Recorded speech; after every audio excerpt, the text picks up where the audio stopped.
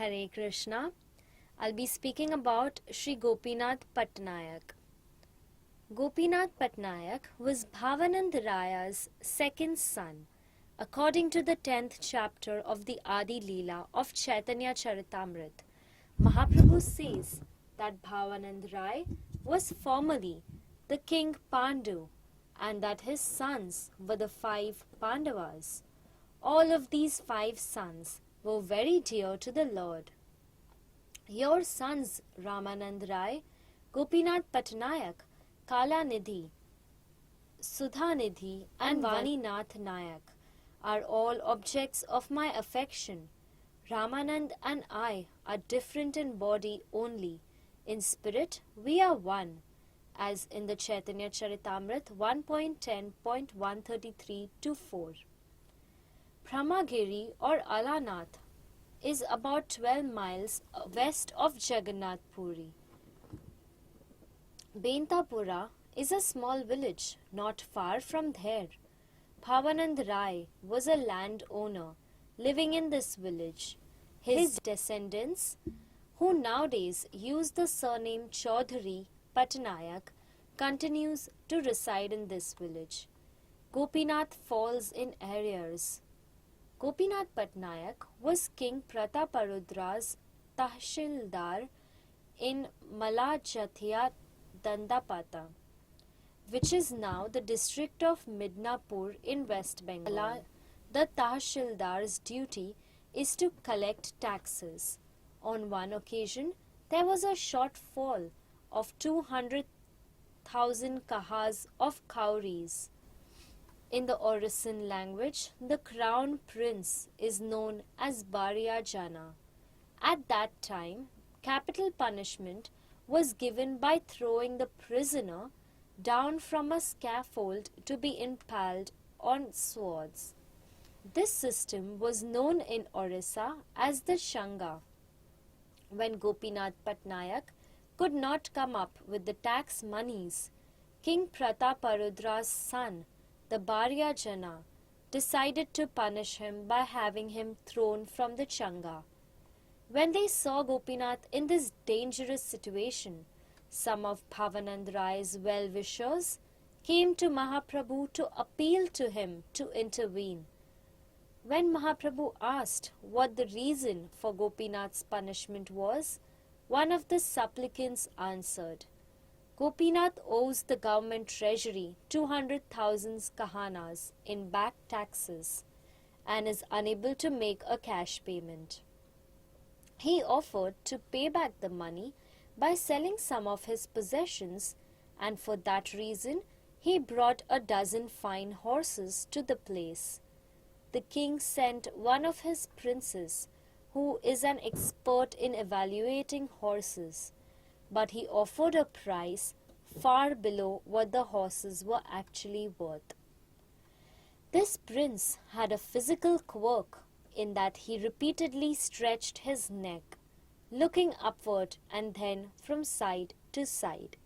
Gopinath was angry at the attempt to cheat him, and so he responded by mocking the prince, saying, My horses lift their necks, but at least they don't keep looking up in the air. I don't see how they can be worth so little. In other words, he suggested that his horses were more valuable than the prince himself. The prince was insulted by this comment and decided to take revenge. He went to the king and got permission to put Gopinath on the Changa in order to extract the money which he owed. He has now put him on the scaffold and is prepared to throw him down on the swords.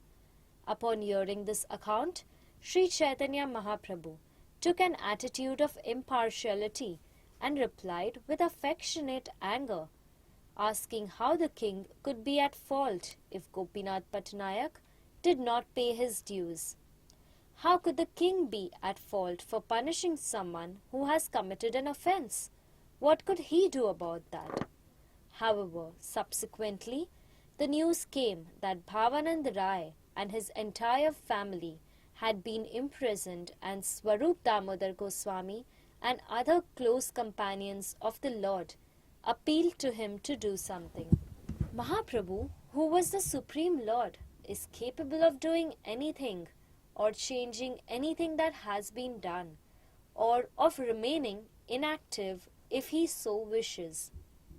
Instructed everyone to take shelter of Jagannath Dev's lotus feet, and that he would take care of the problem. As the supersoul within the heart, the Lord inspired Harichandra Patra, one of King Prataparudra's ministers, to recount Gopinath's entire story to the king, asking him to repeal the death sentence which had been condemned. The king was surprised that he had not been informed of events, and immediately had the death sentence repealed and Gopinath was released. Gopinath Patanayak was Ramanand Rai's brother. By the Lord's grace, he was delivered from a sentence of death given by the king. Mahaprabhu inquired about how Vaninath and the other members of Gopinath's families reacted when they were imprisoned. The messenger replied, Vaninath was without fear. He was constantly chanting the Mahamantra, Hare Krishna, Krishna Krishna, Hare Hare, Hare Rama, Rama Rama, Hare Hare. He counted each mantra on the fingers of his hands, and after he had finished chanting 1,000 times, he would make a mark on his body.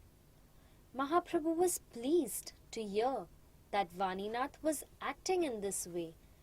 Who can understand the mysterious workings of the Lord's mercy? Mahaprabhu complained to the king's priest, Kashi Mishra, however, that people were repeatedly coming to disturb him, trying to get him to intercede on behalf of Bhavanand Rai's family, which was misappropriating state funds.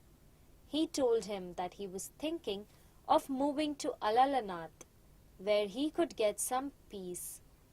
Kashi Mishra talked him out of going, but told Maharaj Prataparudra of how the Lord had been affected by these events. As a result, in order to please the Lord, the king not only pardoned Gopinath Patanayak, but he forgave him his debt and doubled his salary. Appreciative of the Lord's mercy, Gopinath came and placed his head, which had been honored with a silken turban, personally wrapped around his head by the king, at the Lord's lotus feet, and said, The king has pardoned my tax arrears. He has reappointed me to my post and doubled my salary, while honoring me the silken turban. All of this is due to your mercy. What a difference! One moment I am on the Changa, preparing myself to die. The next, I am being given honors like the silk turban. When on the Changa, I began meditating on your lotus feet, and this is the result of that meditation. People are amazed at this turn of events, and they sing the glories of your mercy. I know, however, my Lord, that these are not principal results of meditating upon your lotus feet, but are simply a secondary effect. Material gains are only temporary. Your real mercy has been granted to Ramanand Rai and Vaninath Rai, for you have granted them freedom from material sensual entanglements, a blessing that you have not given to me. I pray, O Lord, that you bestow your pure mercy upon me, so that I may also become renounced. I no longer wish for material enjoyment.